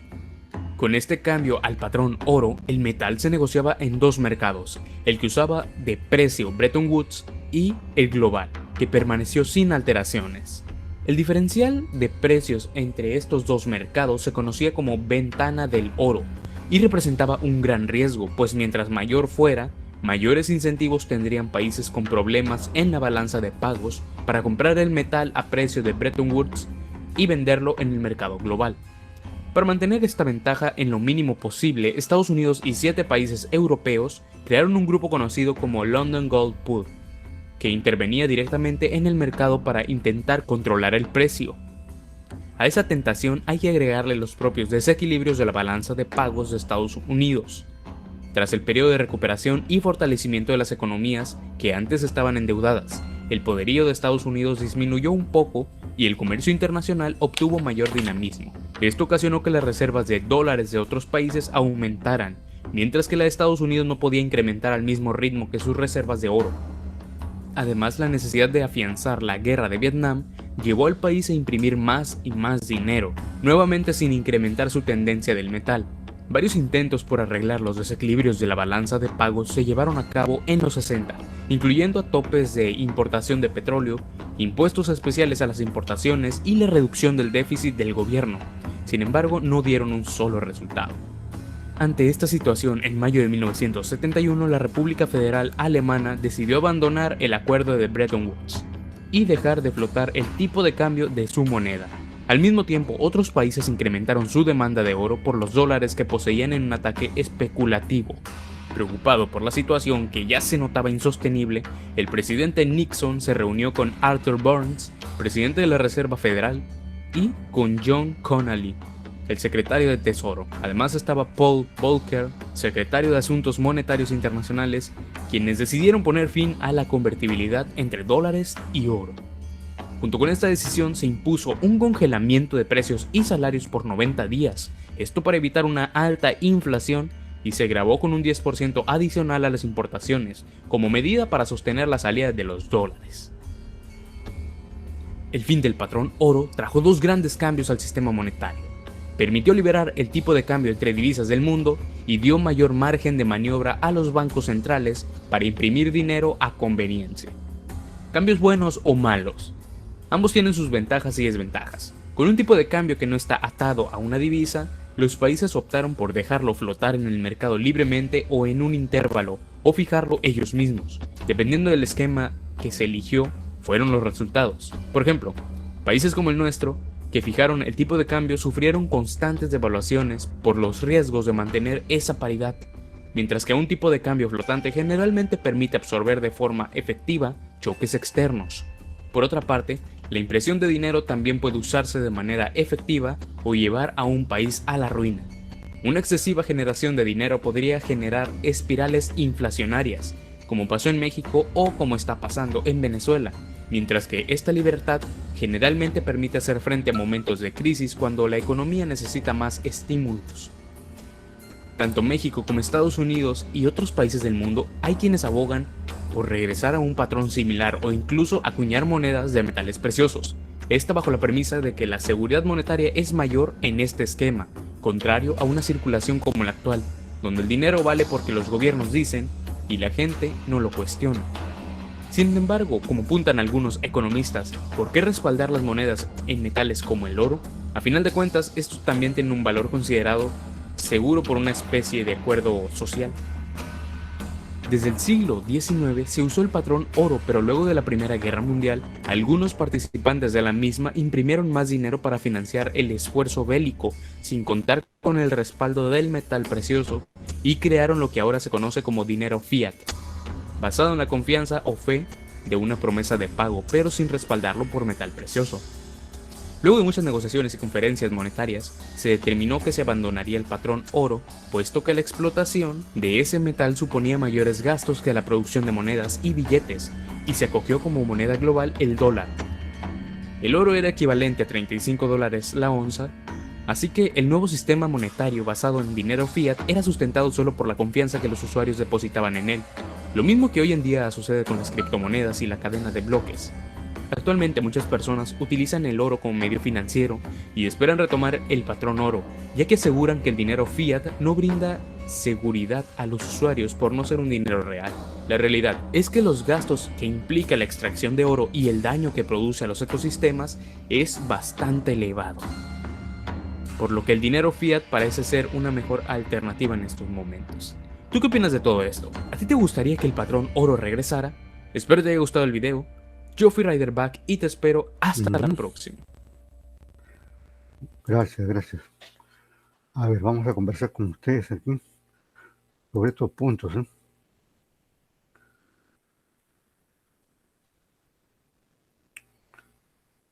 Se ha venido comentando varios temas, ¿no? Varios temas que relacionados con la asignatura que llevamos, ¿no? Como este tema, por ejemplo, de la... ¿Ustedes qué opinan? ¿Qué opinión tienen sobre este término de espiral inflacionaria? A ver, vamos a preguntarle directamente vemos aquí, de acuerdo con la lista que tengo acá, a la CIEL. ¿Qué me dice sobre ese punto?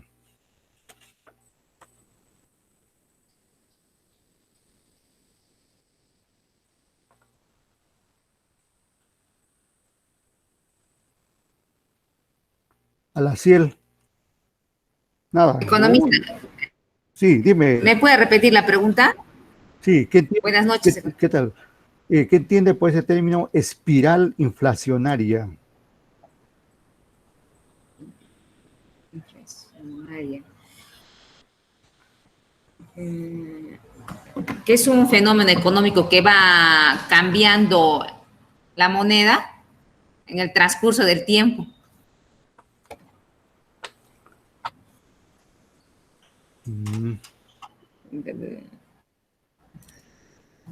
Digamos, esto está relacionado con, primero tenemos que ver ahí cuál es la causa de que haya una espiral inflacionaria, ¿no? Ahí puedes tú misma mencionar ahí cuál sería la causa de que haya una espiral inflacionaria. El término espiral significa que, repito ahí, el término espiral significa que va cambiando, va aumentando, ¿no? Incremento de precios, ¿no? Claro, correcto. Pero para estos casos que hemos estado mencionando del sistema, con este tema del sistema monetario internacional, ¿cuál fue la causa que dio origen a la espiral inflacionaria? El incremento de los salarios. Puede ser, ¿no? Puede ser. Pero algo más cercano a las guerras. Las guerras, en realidad, las guerras son la causa. Las guerras son la causa de que apareciera una espiral inflacionaria. ¿Y por qué? ¿Y por qué la guerra? Porque los países al necesitar tanques, aviones, armas, captar soldados, uniformes, alimentos y todo eso que conlleva una guerra, emiten, ¿no? Emiten dinero sin control. Y entendiendo como el control como sin respaldo. Y eso es lo que origina, digamos, originó en estos tiempos las espirales inflacionarias en varios países. Muy bien. Ahora también se mencionó, por ejemplo, ese término, ya, al haber, al tener un sistema monetario con respaldo en el oro, ¿cierto? Y luego salir de ese sistema origina, digamos, esto que se llama y que estamos en este momento, la flotación libre. ¿Qué tiene que decir al respecto Yuri? Flotación libre, para el caso de moneda, ¿no?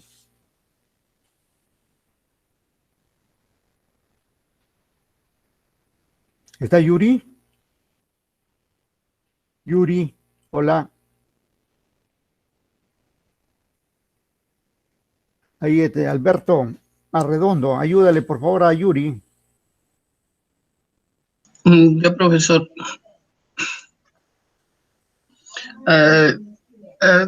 Según el video que estábamos escuchando, la flotación es una situación donde el precio de una moneda en relación a otras divisas está determinado por ley de una oferta y demanda. Por la ley de la oferta y la demanda, ¿no? Pero no ninguna ley de Estado, ¿no? Sí, lo que es en economía, pues es la libre oferta y demanda, ¿no? Que es efectivamente, esa es flotación libre, ¿no? O sea, dejar, digamos, de tener un patrón como era el oro y dejar que las monedas suben y bajan de acuerdo con la oferta, con la ley de la oferta y la demanda, como tú indicas, ¿no? Muy bien, está bien. Vamos a ver. También se habló en esta parte, en los videos que hemos presentado, de la devaluación. Dice que muchos países, y especialmente Estados Unidos, sufrió una devaluación. ¿Qué me dice ahí? Por acá tenemos a quién.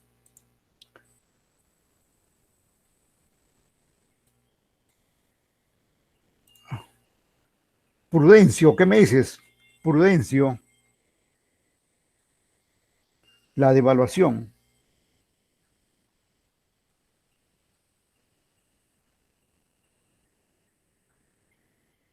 Prudencio.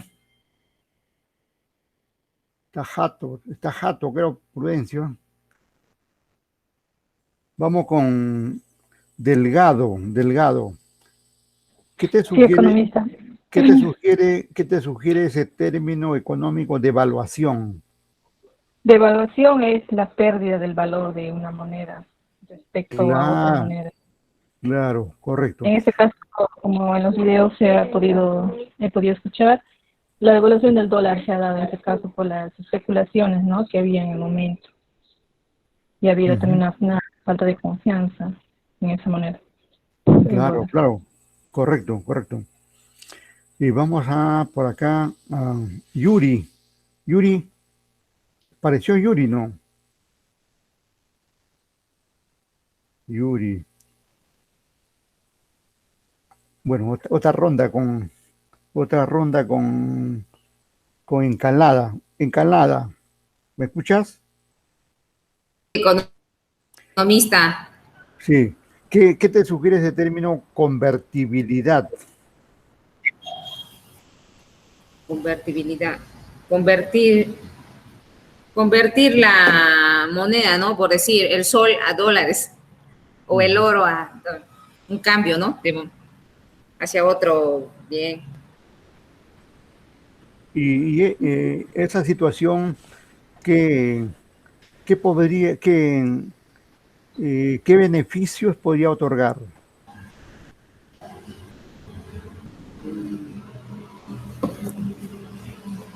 Si hago el cambio, ganancia, ¿no? En algunas situaciones, ¿no es cierto? De acá, depende del caso, ¿no? Depende del Claro, caso. claro, correcto. Depende de la del caso. situación, como dice, ¿no? Sí, Porque está puede bien. haber pérdida como puede haber ganancia. Exacto, está bien, muy bien.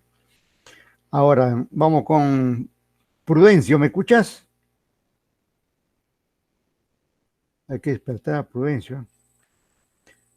Arredondo, Alberto, nuevamente contigo. Sí, Lo escucho, profesor. gracias. Mira, se habló, digamos, de la Reserva Federal. ¿Qué cosa es la Reserva Federal? ¿Qué es la Reserva Federal?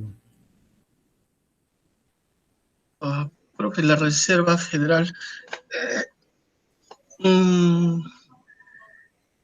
es un sistema bancario. ¿No? Es un sistema bancario. Más bien, digamos que es un ente, una entidad encargada de gestionar, ¿no? De gestionar la política monetaria, por decirlo. Claro, ¿Qué? usted habló justo, nos dijo, creo que Claro, por eso estoy preguntando. Sí. o sea, lo que es el Banco Mundial es conocido también como la FED, algo. No tanto así.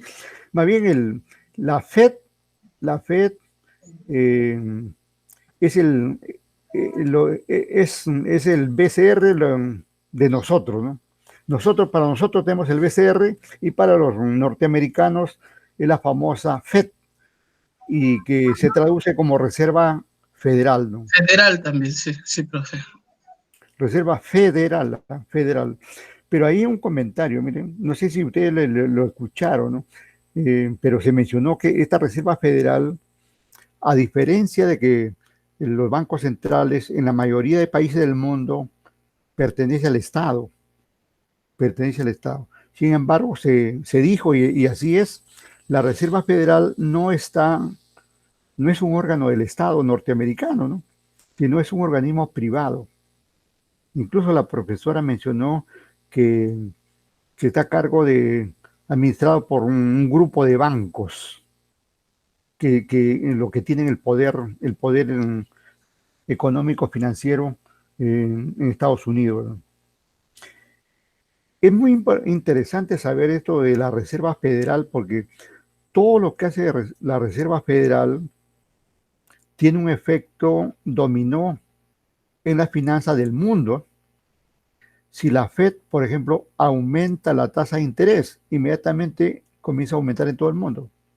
Si al contrario la tasa de interés disminuye, la tasa de referencia de interés disminuye, igualmente tiene ese efecto hacia abajo hacia abajo en las tasas en el mundo, ¿no? Y así, digamos, lleva a cabo ese papel, ¿no? Nosotros tenemos ahí nuestra reserva federal, es el Banco Central de Reserva. Eso es así. Y le preguntamos ahí a Redondo. No, perdón, aquí tenemos aquí otro Redondo, ¿no? Tú eres Alberto, que me estuvo hablando, ¿no? Pero aquí abajo veo Sí, Alberto Redondo, Alvis. Albi, ¿no? Arredondo, Alvis. ¿Me Sí, escuchas? sí, yo lo estoy escuchando con atención. Pero tú eres Alberto. Alberto. Pero aquí veo, hay otro Jorge, creo, Julio Arredondo, ¿me escuchas? Julio.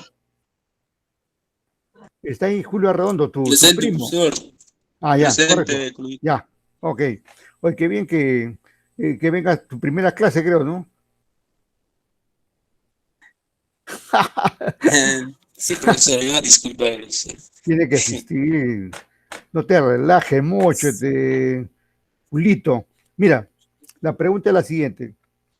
Si nosotros tenemos acá un Banco Central de Reserva y está a cargo de determinadas políticas, la FED o Reserva Federal, la FED o Reserva Federal de los Estados Unidos, ¿qué políticas tiene a su cargo? ¿Qué políticas tiene a su cargo?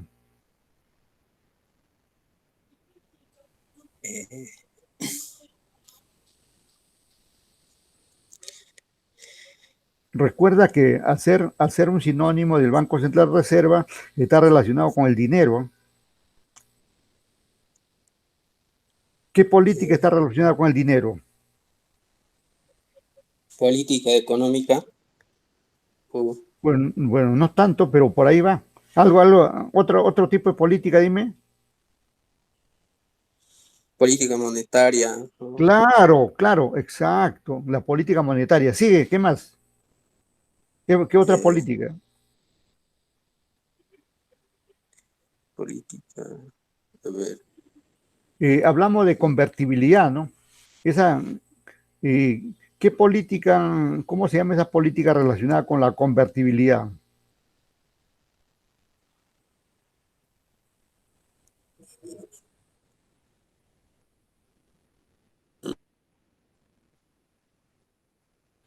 Bueno, hay varias políticas ahí que están a cargo del BCR, entre comillas, norteamericano, ¿no? Que es la política, como dices tú, monetaria, y la otra es la política cambiaria. Y para estos casos es más importante para la política cambiaria, ¿no? Y también estos de organismos, tanto en nuestro país como en Estados Unidos, por los bancos centrales en otros países, también están a cargo de la política fiscal, ¿eh? Política fiscal. Exacto, profesor. Pero dime tú, Julio, estás premiado ahora. Dime, Julio, dime, cuando se habla de política fiscal, ¿a qué se refieren?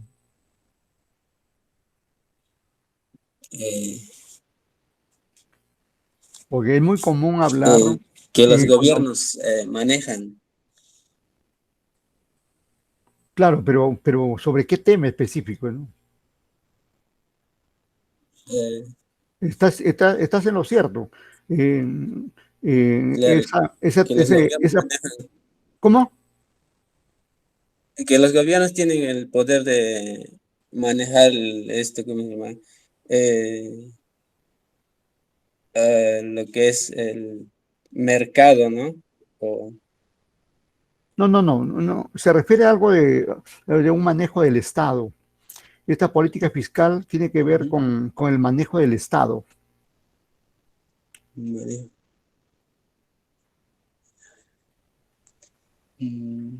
Es la política del gasto público. Todo lo que se refiere al gasto público está relacionado con ese término política fiscal. Y recordamos ahí que nuestro BCR está a cargo de la política monetaria, de la política cambiaria, de lo que acabo de indicar también, ahí de la política fiscal y también del control de la inflación, ¿eh? También está a cargo ahí. Y ahí, cuando habla de control de la inflación, entra lo que tú decías, ¿no? La política económica. De alguna manera, ahí el MEF, Ministerio de Economía y Finanzas, entra en alianza con el BCR para manejar la política económica, encargándose del gasto, el Ministerio de Economía, y de la inflación, el BCR, ¿no? Por ahí va. Bien, vamos a ver por acá más inquietudes que hemos escuchado por ahí. O algún comentario suyo sobre los materiales que hemos presentado, por favor. Profe, me va a disculpar porque yo trabajo en el interior de la provincia y no puedo conectarme casi a esto, ¿cómo se llama? A clases. Hay días o semanas que se llueve, entonces es difícil conectarme Está bien, a mis está bien. clases. Entonces, hay días nomás que me estoy comunicando y no estoy así constante en clases, profesor. Sí, comprendo, no te preocupes, Y pero está siendo difícil para mí, profesor. claro, yo entiendo, pero tiene que estar en contacto con tu delegado para que te dé los trabajos, los temas que vamos avanzando y cómo es este proceso, ¿no? Y se te va a apoyar, ¿no? Se te va a apoyar en el sentido, digamos, que no es que te relajes y te abandones, sino que es por situación geográfica, por situación de conectividad y todo eso que se presenta con las redes, ¿no? Yo comprendo esa situación, ¿no? No te preocupes. Sí, Y ya que estás profesor, acá, muchas pues, gracias. bien, correcto, no hay problema. A ver, ¿qué más tenemos por acá? Vamos con Juvenal Espinosa, ¿me escuchas? Economista, sí lo escucho. Correcto, gracias. ¿Qué comentario te sugiere este término patrón oro?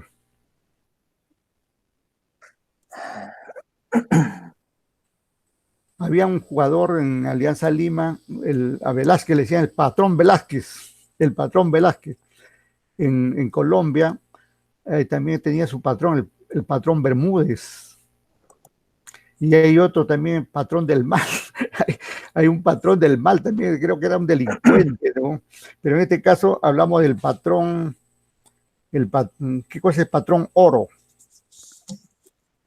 Bueno, economista, de lo que he podido percibir de los videos que hemos estado visualizando, se trata pues de un sistema monetario que en un determinado momento de la historia funcionó, ¿no? Claro. Que ha estado a cargo de la economía mundial, ¿no? Donde podemos ver que ha estado influenciado por los Estados Unidos de Norteamérica. Claro, y más que nada, digamos, este patrón oro significa, digamos, que se podía emitir dinero siempre y cuando se tenga el respaldo en oro, ¿no? En oro. Claro, correcto. Ahí ya, así es. Vamos a ver si ya se animó este Yuri. Yuri. Ahí está. Economista. Hola, bien. Mira, ¿qué te sugiere este término patrón dólar? Ahorita estamos con el patrón dólar, de alguna manera. Hemos dejado el patrón oro y estamos con el patrón oro. Perdón, el patrón dólar. El patrón dólar es como la divisa que todos los países lo utilizan para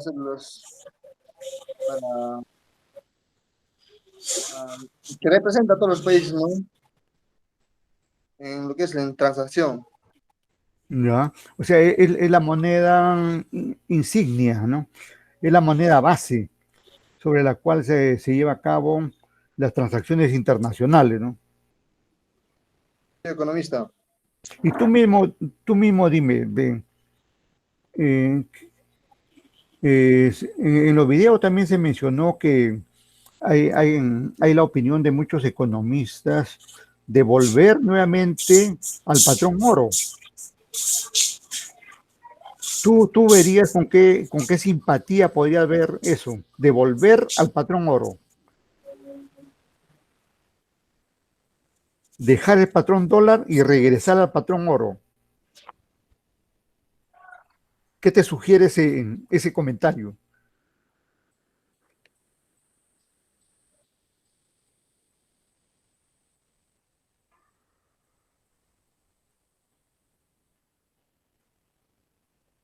El asunto es que, miren, el asunto es que teniendo un patrón como el oro, se tenía un respaldo ahí, un respaldo físico, ¿no? Y de un metal muy valioso, ¿no? Que aumenta su cotización y todo eso, ¿no? Pero al pasar al patrón dólar, simplemente esta moneda se convierte en una moneda de intercambio mundial, pero podían no tener respaldo, ¿no? Y podría, digamos, originar esta escalonada inflacionaria, ¿no? No ahora, sino que en cualquier momento, ¿no? Podría darse esa situación, ¿no?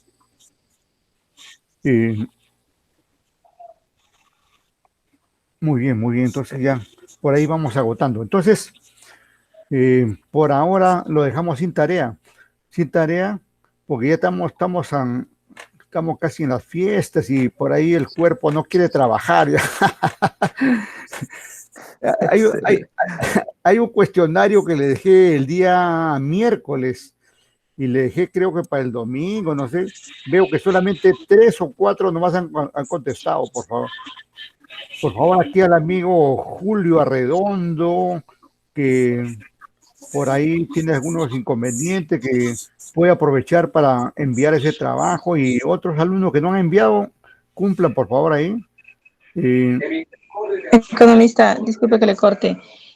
Puedo ver en el sistema, dice tarea 10. ¿A esa tarea se refiere, economista? No, esa tarea es aparte, esa parte. Hay otra que dejamos la clase anterior, relacionada con tipo de cambio. Con el tipo de cambio. Sí, ¿verdad? Que se le tenía que enviar al correo. Claro, correcto, así es. Sí. Bien. Entonces, en conclusión, podemos decir que es necesario tener un sistema monetario internacional, ¿no? Porque a través de este se tiene, digamos, una moneda que es de respaldo a nivel mundial y que sirve como medio de transacciones y siendo, digamos, de respaldo, es aceptada por todos, ¿no? Y eso, digamos, le da viabilidad a las transacciones internacionales. Si no hubiera, digamos, un patrón como lo fue el oro, como lo es el dólar, no podríamos comercializar, ¿no? Estaríamos casi en la época del trueque, ¿no? Y en ese tiempo se dificultaban las situaciones. Dime. Sí, economista, quería también comentar en referencia a la última pregunta que estaba haciendo el compañero, ¿no? Todos los países creo que no disponemos como reservas naturales este precioso metal que es el oro, ¿no? Entonces, algunos países tendrían dificultades, ¿no? Para poder comercializar si en algún momento regresáramos al patrón oro. Claro. Sí, pues la situación se presenta así, no tan claro y preciso para todos, ¿no? Exacto, sí, exacto. También sucede, digamos, lo mismo con el patrón dólar, ¿no? Porque los países tienen dólares en la medida que entren a las transacciones internacionales, ¿no? Si aumentáramos mucho más las exportaciones, tendríamos más de esas divisas y por lo tanto, digamos, en mejores condiciones de negociación como país, ¿no? Bien, estimado joven. Economista, sí, diga. Antes de que corte, quiero comentar algo al respecto. Adelante. Si bien es cierto, el dólar es la moneda internacional, ¿no? Mayormente reconocida para las transacciones internacionales, pero ¿qué hay del euro? Porque el euro también tiene gran valor a nivel mundial, ¿no? Y creo que hasta podría tal vez reemplazar o desplazar al dólar en un futuro. Claro, claro. Es muy interesante lo que dices. Incluso fue creado, el euro fue creado, digamos, para desplazar al dólar, pero no ha logrado ese objetivo, ¿no? No ha logrado ese objetivo, ¿por qué? Porque entre los mismos países europeos no se han puesto de acuerdo. Incluso Inglaterra, por ejemplo, primero que estaban, y Inglaterra es uno de los países más fuertes fue en la Comunidad Económica Europea, pero sin embargo se ha salido de ahí. Otros países hacen uso del euro, pero también siguen emitiendo su moneda, y eso le quita fuerza, ¿no? No es tan fácil, digamos, que, como comenté yo hace rato, no es tan fácil, digamos, que un grupo de países adopten una moneda única, ¿no? En el caso del euro, se logró, digamos, que gran parte de los países de Europa aceptaran una sola moneda, ¿no? Pero no ha tenido, pese a eso, no ha tenido, digamos, el efecto, el peso que han querido darle. Incluso sabemos que en términos de intercambio tenemos que pagar más soles por cada euro, porque el euro está por ahí en 4.10, 12 por ahí, ¿no? Pero no tiene, digamos, hasta ahora no tiene el efecto, digamos, de imponerse, ¿no? A nivel mundial, ¿no? Por eso que sigue reinando el dólar, ¿no? Incluso los mismos países que son aliados de Estados Unidos lo aceptan como tal en Europa y en otras latitudes, ¿no? Pero esperemos, pues, en el futuro no se sabe qué podrá haber. Incluso, por ejemplo, hay economías que están totalmente dolarizadas. Por ejemplo, en el caso de el Ecuador, su moneda es el dólar. En caso Argentina. Claro. En Argentina fue a un tiempo atrás, creo, a la fecha no. A la fecha no, pero en un momento estuvieron, digamos, incluso a la par, un dólar, un peso, ¿no? Pero a la fecha no. En Ecuador sí, totalmente la economía está dolarizada. Pero aún así, no le ha servido de mucho ahí porque no ha tenido el desarrollo, digamos, que podría augurarse, digamos, al tomar como divisa o como moneda a la divisa el dólar, ¿no?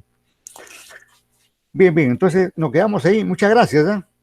Nos quedamos ahí, nos vemos cuando, el miércoles, ¿no? El miércoles 23, casi ya Nochebuena. ¿Ya? Nos quedamos ahí, gracias. Bueno. Gracias. Economista, hasta la próxima. Hasta la próxima, economista. Está. Gracias.